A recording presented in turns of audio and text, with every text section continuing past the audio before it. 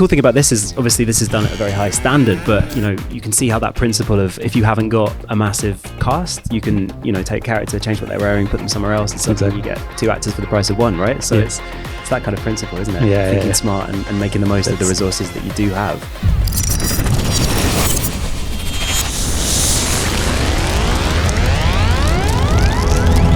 So Diogo is one half of a directing duo called Martians. Martians, fantastic, visionary, very, very creative work. And the piece of work we're going to be talking about today is... Jordans, so cereal brand Jordans. Let's look at it and let's talk about it.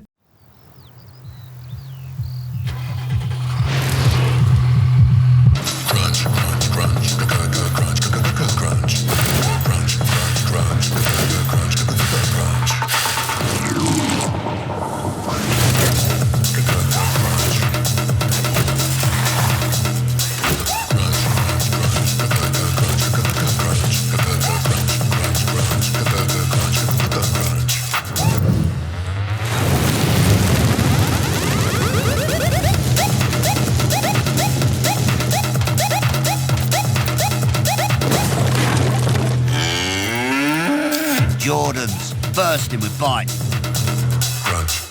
What a piece of work. What an amazing 45 seconds of bonkers creativity. Yeah. I guess the first thing is what does the brief look like in this kind of thing? The bare bones structure of the brief is actually very similar to what you'll find.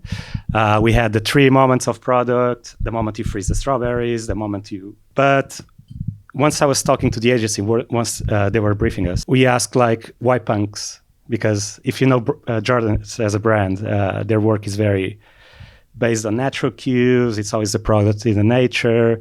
And suddenly, why punks? This makes no sense.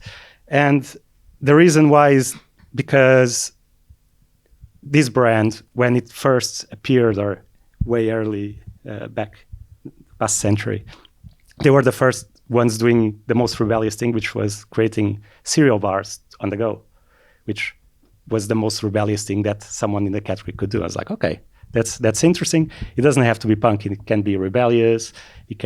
So this is the heart of the film that we need to find.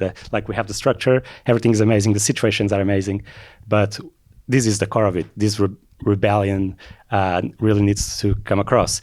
And once we started doing the treatment, for us, it was the music. The music was such an important part of this film that we had to nail it from the treatment stage. So on the treatment stage, we actually did, it's not the song that you heard. I think you'll hear on the next slide. We don't have to go there yet. But. Yeah, just to back up a second. So these are your kind of AI-generated mood board images. So you've seen that brief, which is pretty vague, right? There's not a lot of information in there. It says rebel, it says punk, but you're like, okay, this is how we need to distill that into visual language, right? Yeah. So this is your kind of, this is where you start in that process. Exactly. Okay, so you've got your treatment, you've won the job. They're very happy with the world that you've kind of started to build. Mm-hmm. We're into pre-production, so this is where you're really going to figure out this shoot and what this film is actually going to look like. So we started right away with an animatic where we put the song from the treatment, and we added all these elements that we feel that would help with the nature cues and would help set the rhythm. On the original script, there was never anything connected to rhythm.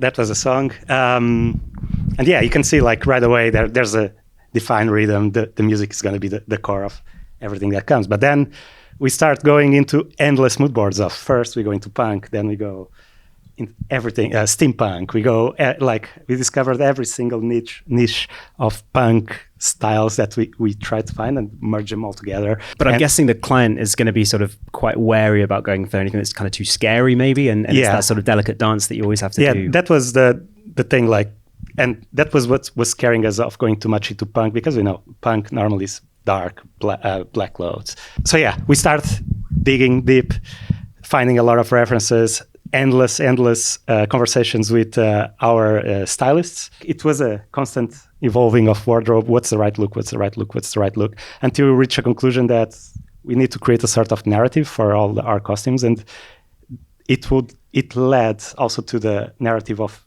the location itself, of how it's going to look like. So the process of making a series it goes from cold to hot, from freezing strawberries to cooking them with fire.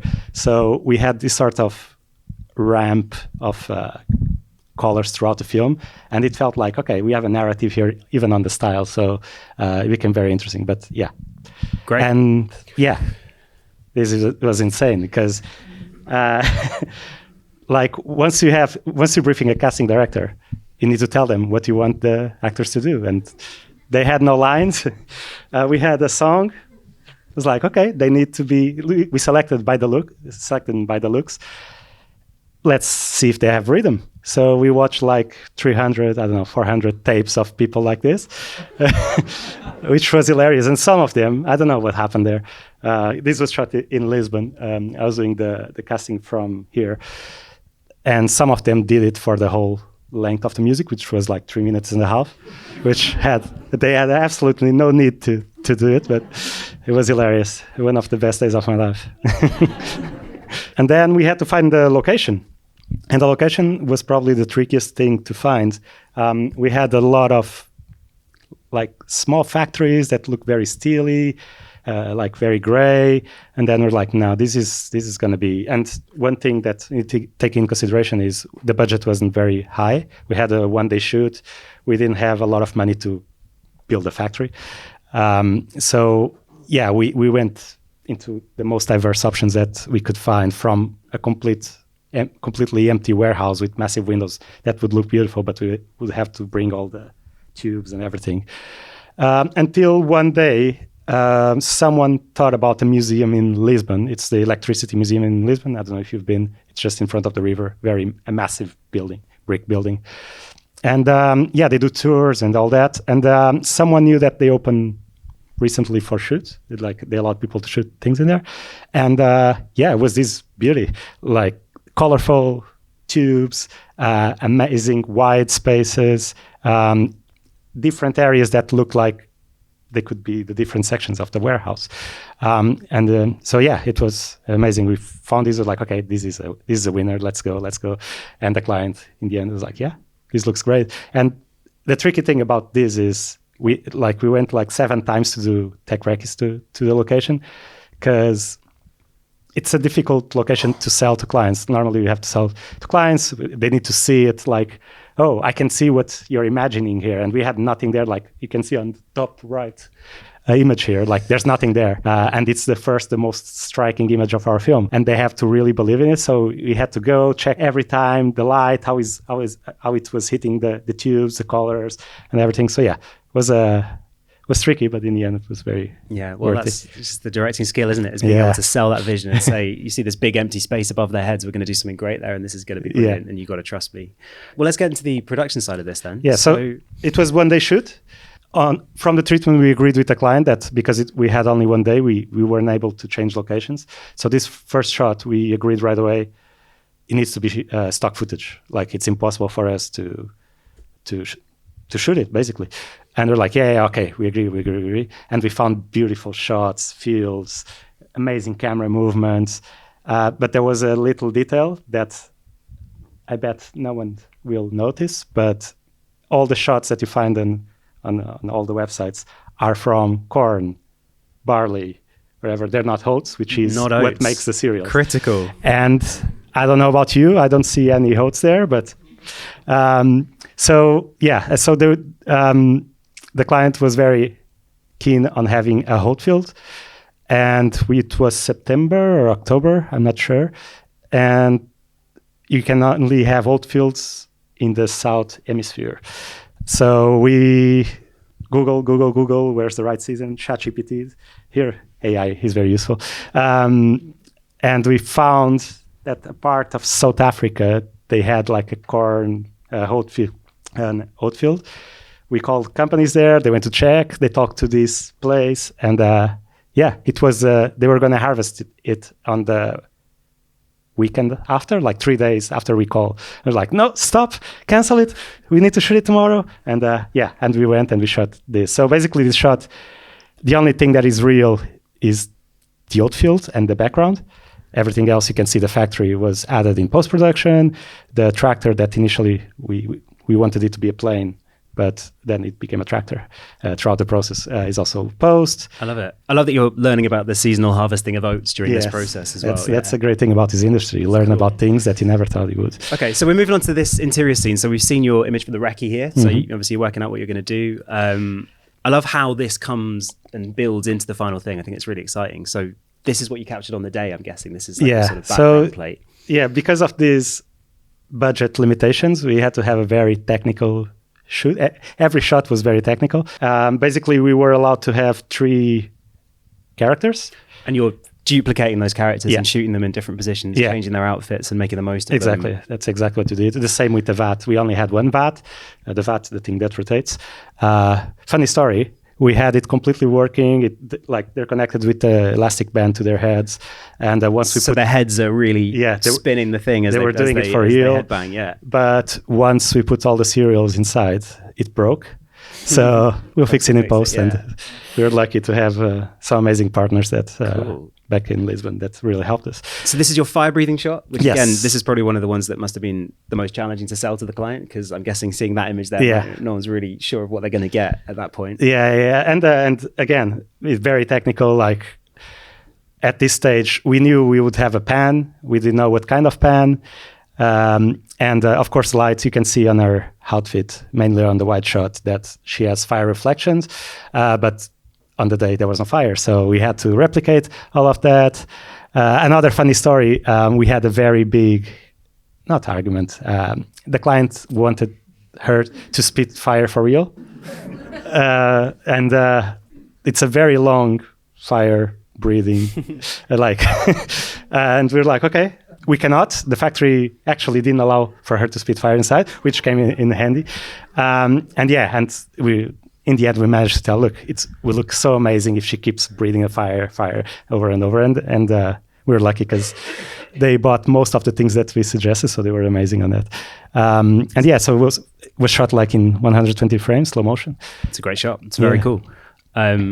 Another one that maybe requires a lot of imagination from the start, right? Because I think if a client saw that, they wouldn't think this is my amazing puppet factory necessarily. This was one of those that, like, from the pictures, it didn't look as massive as it was.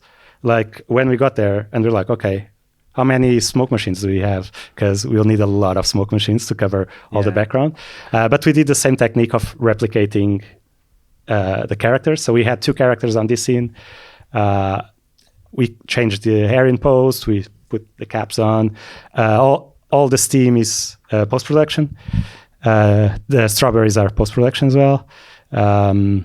I guess the cool thing about this is obviously this is done at a very high standard, but you can see how that principle of if you haven't got a massive cast, you can take character, change what they're wearing, put them somewhere else, and suddenly you get 2 actors for the price of 1, right? So it's that kind of principle, isn't it? Thinking smart and making the most of the resources that you do have. Yeah, and on this particular location, the setup was amazing, but it wasn't the most colorful, and the clients and the agency and us, we're all worried that it's the only shot that lacks color, that is like, we have the characters, so we need to really bring up the life to this, to bring this maximalist style that we've been using throughout. So instead of having, the initial idea was to have just 1 speaker, but then we're like, okay, let's multiply it, let's make it like impactful and powerful. It's a great shot again. And the final, the yes, and this is, it's funny. We call it, we had to call it, give it a name. We call it Moodonna. She had to be the coolest punk of them all, basically. We went through several rounds of iterations, changing the accessories, changing the color of the hair, adding the David Bowie lightning bolt at some point. And we went very extreme, and then we went back, and I was like, okay, we got the right. But the funniest thing is, because we wanted to finish this on this, we call it Screamoo. Sorry, it's full of puns, but so it was amazing. Like giving direction to actors is amazing. Giving directions to a cow I think it's even cooler. And one thing that we wanted from the start is, this is the climax. This is punk. Like, this is the punkest moment. She needs to lose control, and it needs to come from her, not only the voice and the sound design, it needs to come from her acting as well. So you can see that initially she would just drop the cereal boxes, then she would sing a little bit, but we had some funny Zoom meetings acting what she would do. Like, she should have to stretch her neck, almost, when you're singing so loud that you see the veins in your neck, and she would stretch it so much that she would lose the voice while doing it, like a screamo, So yeah, and then with sound design the same. I have no idea how Joe Marsden, our sound engineer, did it, but yeah, he managed to create the sound of out of tune screaming of the car. It's a very cool moment, I've got to say. And I think also, like, there's so much nuance to that performance, isn't there, right? And you look at the top left image, which is the most basic thing. Cow smashes its head through some cereal packets, and there's nothing much there. And then suddenly that progresses onto that, like, excellent, dynamic, visceral, screaming cow moment in the bottom right there. So yeah, kudos to your post team, I guess, on that performance. It's amazing. What a cool spot. I think we should watch it again, because now everybody's armed with so much more context and knowledge about the whole thing. Hopefully you'll find loads of great little details that you didn't see before.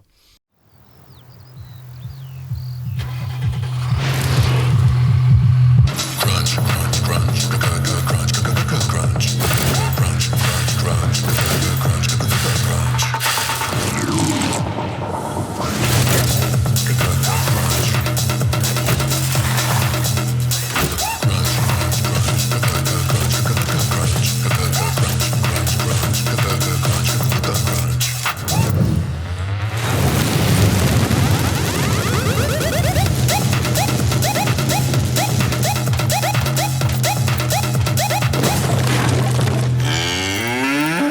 Jordan's bursting with bite. So I guess just before we wrap up, maybe the summary of this project, I feel like this is a very unique brief. Like, it's not every day that something like that would drop into your inbox. And maybe for young filmmakers up and coming, like, they can look at this and think, oh my God, how am I ever going to get to that level? But I mean, maybe the sort of takeaway is that you work hard, you do your craft, you keep perfecting, and eventually a project like this will turn up. And I'm guessing this was one of the most fun shoots that you've probably done. Yeah, definitely, by far. I think that's it. And sometimes, like, when you get briefs, I wouldn't say scared, but you're a bit scared of not putting everything on it. And on this one, we put everything that, like, we tried to go as crazy as possible. And I think it comes from having a good relationship with the agency that we work a few times with them already. And we sort of knew how to push, or we could be honest. And when that happens, I think it's really helpful. But I would say, like, when you have a project like this, like, even if you're super happy with it, keep pushing.